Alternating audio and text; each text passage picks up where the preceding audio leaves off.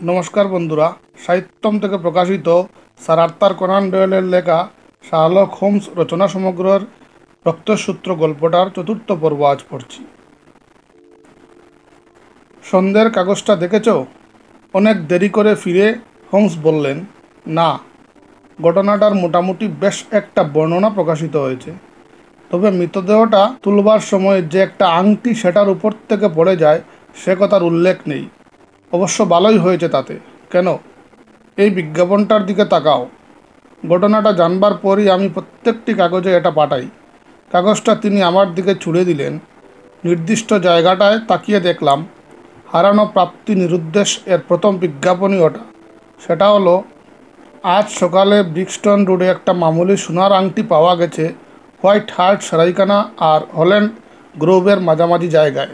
আজ সন্ধ্যা 8টা থেকে 9টার মধ্যে 221B বেকার স্ট্রিটে ডক্টর ওয়াটসনের কাছে খোঁজ করুন। হোমস বললেন, তোমার নাম ব্যবহার করার জন্য ক্ষমা চাইছি। নিজের নাম দিলে পাছে ওই নির্বুদ্ধদের মধ্যে কেউ কেউ চিনতে পেরে এই ব্যাপারে নাক গলায়, তাই।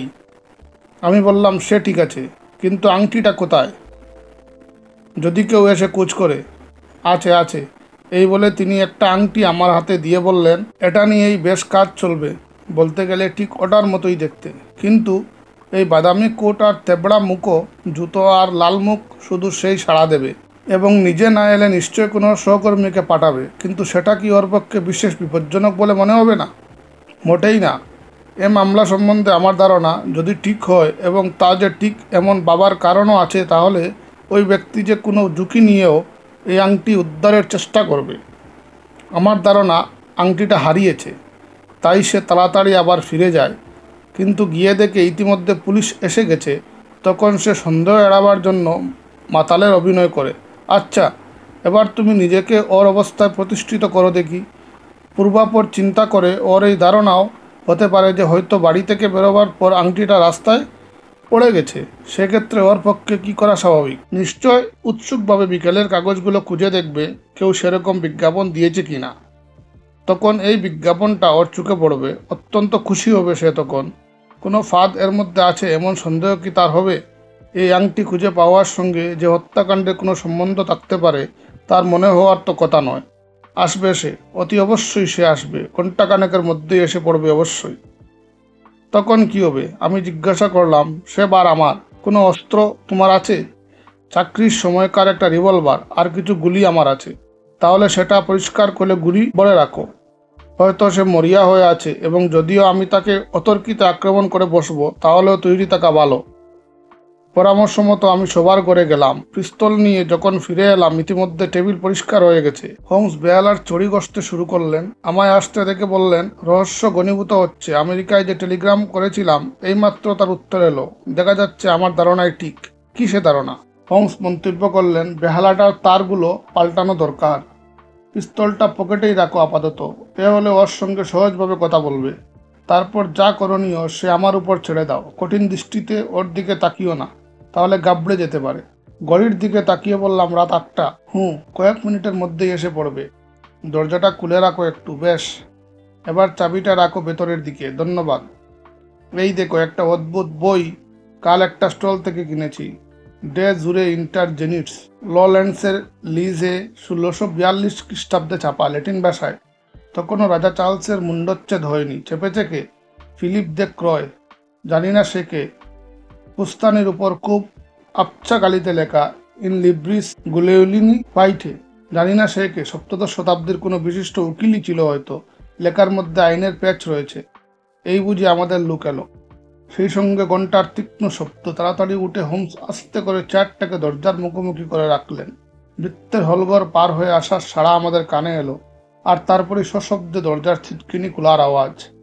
ডক্টর ওয়াটসন কি এখানে থাকেন?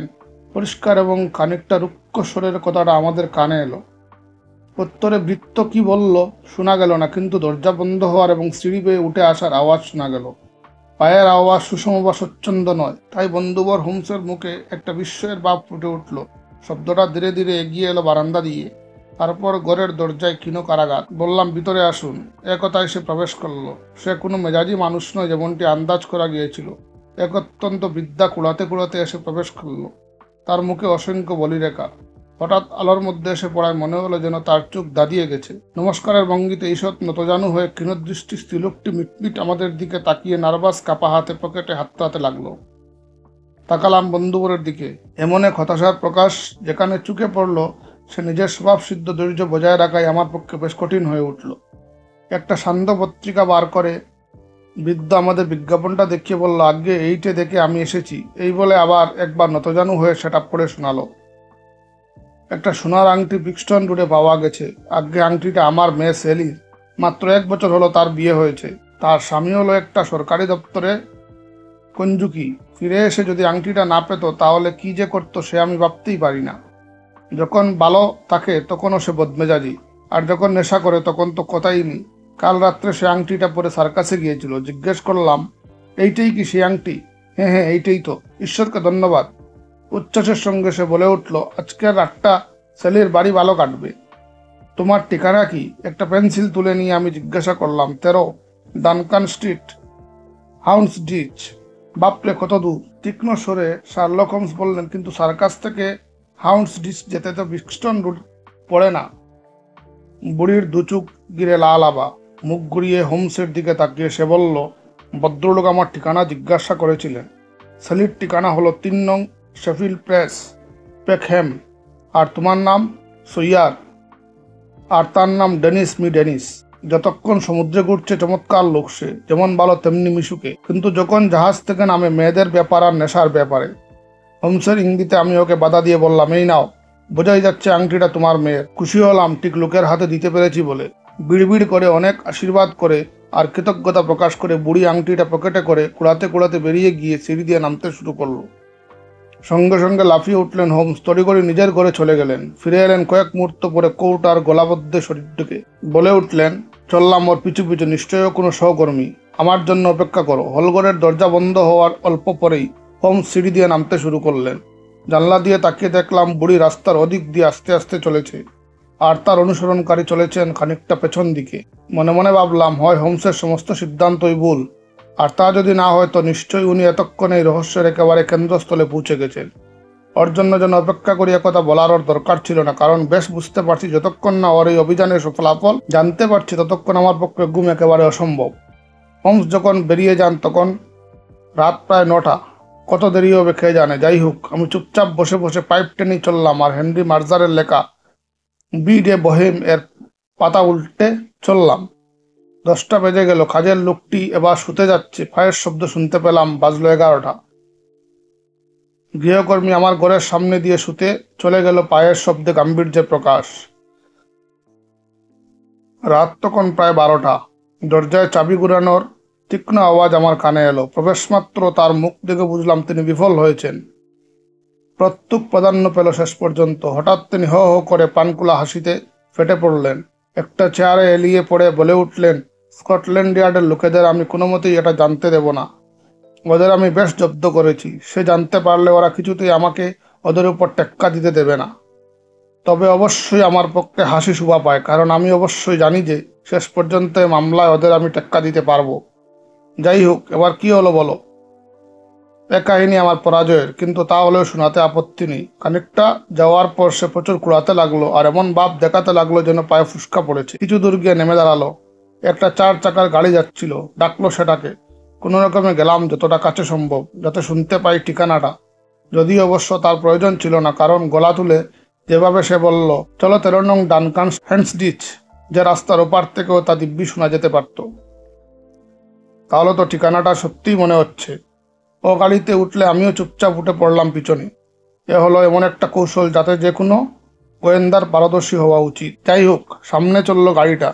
থামলো না যতক্ষণ না সেই রাস্তায় গিয়ে পৌঁছলো। দরজার কাছ পর্যন্ত যাওয়ার আগেই আমি লাফিয়ে নেমে পড়লাম। তারপর এগিয়ে চললাম হেলতে দুলতে। দেখলাম গাড়িটা থেমেছে। গাড়োয়ান লাফিয়ে পড়ে দরজাটা খুলে দিল বুড়ি বেরিয়ে আসবে বলে, কিন্তু কেউই বেরিয়ে এলো না।